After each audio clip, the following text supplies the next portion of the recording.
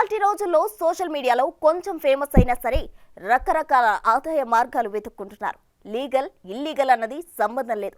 తాజాగా YouTuber Harsha సాయిపై rape case నమోదవడంతో గతంలో ఆయనపై వచ్చిన ఆరోపణలేంటన్నది కూడా ఇప్పుడు హాట్ డిబేట్ గా మారిపోయింది. బెట్టింగ్ యాప్స్ ను ప్రమోషన్ చేసి భారీగా కూడబెట్టారన్నది చర్చనీయాంశంగా మారింది. ఇంతకీ హర్ష సాయి యూట్యూబ్ వీడియోలతోనే కోట్లు సంపాదించాడా?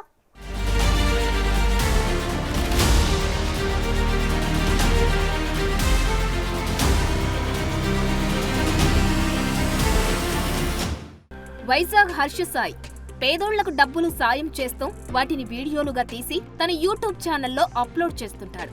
వాటికి మిలియన్ల వ్యూస్ వస్తుంటాయి. వ్యూస్ కి తగ్గట్లు డబ్బులు కూడా వస్తాయి. కానీ మ్యాటర్ అక్కడితో ఆగలేదు. యూట్యూబర్ నుంచి సోషల్ మీడియా ఇన్ఫ్లుయెన్సర్ గా మారిన తర్వాత రూట్ మార్చాడు హర్ష సాయి.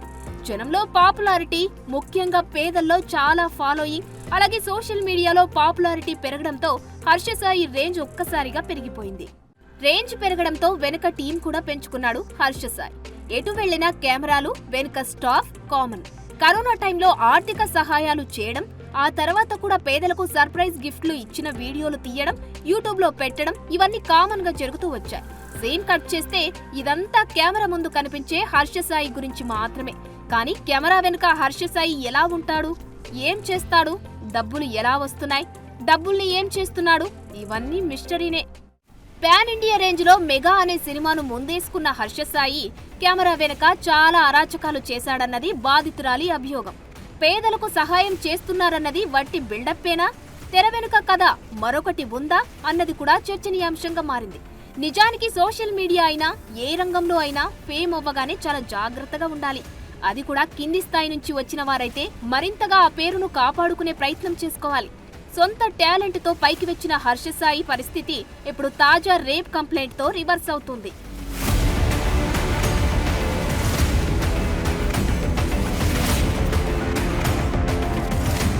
పేరు రావడమే కష్టం, కానీ అదే పేరు ఊడడం చాలా సులువు. ఇప్పుడు హర్ష సాయి పరిస్థితి అలాగే తయారైంది. ఇన్నాళ్లు సంపాదించుకున్న పాపులారిటీపై మరక అయితే పడింది.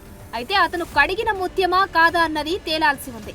ఇప్పుడు అత్యాచారం చేశారన్న కేసు ఫైల్ అవ్వడంతో హర్ష సాయి వివాదాల చుట్టూ పెద్ద డిబేటే నడుస్తుంది. అంతకు ముందు కూడా హర్ష బెట్టింగ్ యాప్స్ ప్రమోట్ చేశాడంటూ చాలా మంది యూట్యూబర్లు ఫైర్ అయ్యారు కూడా. ఎందుకంటే పేదలకు ఎంతో ఇస్తున్నా, ఎంతో చేస్తున్నా అని చెప్పుకుంటూ ఇంకోవైపు అదే జనం జీవితాలతో ఆడుకునే బెట్టింగ్ యాప్స్ ను ప్రమోట్ చేయడం ఏంటన్న ప్రశ్నలు వచ్చాయి. ఓ చేత్తో కొంత ఇస్తూ మరో చేత్తో భారీగా తీసుకుంటూ రెండు చేతులా సంపాదిస్తున్నారన్న ఆరోపణలైతే వచ్చాయి. నిజానికి చాలా మంది సోషల్ మీడియాలో కొద్దిగా ఫేమ్ వచ్చిన తర్వాత బెట్టింగ్ యాప్స్ ను ప్రమోట్ చేస్తున్నారు. ఇటీవలి కాలంలో ఈ ట్రెండ్ మరింతగా పెరిగింది. ఇన్స్టాగ్రామ్ లో ఇలాంటి రీల్స్ చేస్తూ వదులుతున్నారు. చాలా మందికి బెట్టింగ్ గురించి ఇంట్రెస్ట్ లేకపోయినా కొందరైతే వారికి ఆఫర్లు ప్రకటించి కొంత మొత్తం ఎరవేసి మరీ ఈ కూపంలోకి దింపుతున్న పరిస్థితి ఉంది. నిజానికి ఈ ఆన్లైన్ బెట్టింగ్ యాప్స్ లో డబ్బు వచ్చేదే లేదు. మొదట వచ్చినట్లు కనిపించినా పెడుతున్న కొద్దీ లాస్ అవ్వడం, అప్పుల పాలు అవ్వడం, చివరికి ఆత్మహత్యలు చేసుకోవడం, ఇవన్నీ జరుగుతున్నవే, అంతా చూస్తున్నవే. ఈ పాపంలో చాలా మంది సోషల్ మీడియా ఇన్ఫ్లుయెన్సర్, చాలా మంది యూట్యూబర్లు భాగస్వామి అయ్యారని చాలా మంది వీటికి వ్యతిరేకంగా పోరాటాలు కూడా చేశారు. ఇందులో ఒక మంచితనం అనే ముసుగు చేసుకొని వెనకాల ఎంత క్రైమ్ చేసినా ఎవ్వడికి తెలియదు అనే ప్లాన్తోని సపోర్ట్ చేసేది 30,000, 3 లక్షలు మహా అంటే. అదే రోజు రాత్రి వెళ్ళి బెట్టింగ్ యాప్ కనుక ప్రమోట్ చేస్తే 80 లక్షలు. ఓకే, సో 30,000, 3 లక్షలు, పోనీ 3 లక్షలు అనుకుందాం, ప్రతి దాని మీద 3 లక్షలు చేసాడు అనుకుందాం. ఒక 80 లక్షలు దేనికి యూజ్ చేస్తున్నాడు? హర్ష సాయి పాపులారిటీ ఎక్కువవుతుండడంతో ఈ ఏడాది జూన్లో అతని దిశ దివ్యాంగ సురక్షకు బ్రాండ్ అంబాసిడర్ గా విశాఖ సిటీ పోలీసులు నియమించారు. ఆపదలో ఉన్న దివ్యాంగులను కాపాడడానికి దిశ దివ్యాంగ సురక్ష కార్యక్రమాన్ని వైజాగ్ సిటీ పోలీసులు గతంలోనే తీసుకొచ్చారు. దీనికి మరింత ప్రచారం పెంచేలా బ్రాండ్ అంబాసిడర్ గా విశాఖ స్థానికుడు, తెలుగునాట యూట్యూబ్ లో పాపులర్ అయిన హర్ష సాయిని నియమించాలని నిర్ణయం తీసుకుని నియమించారు. జూన్లో పెద్ద కార్యక్రమం కూడా ఏర్పాటు చేశారు. సీన్ కట్ చేస్తే ఇప్పుడిలా బ్రాండ్ అంబాసిడర్ పై అత్యాచారం మరక పడింది. దీంతో విశాఖ సిటీ పోలీసులు మల్లగుల్లాలు పడుతున్న పరిస్థితి వచ్చింది.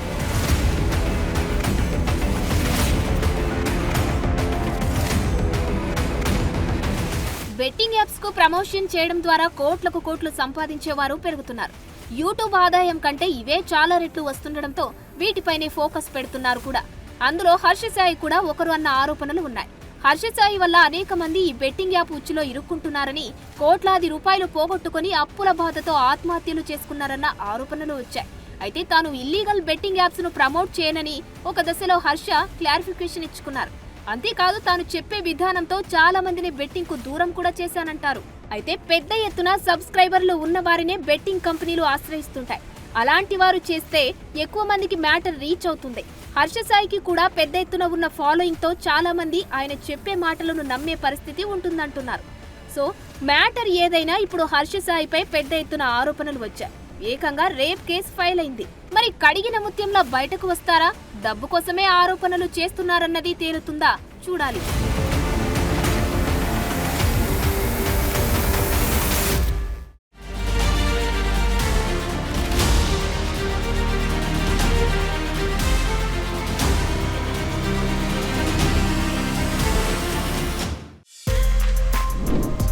For more videos like this, subscribe Big TV channel.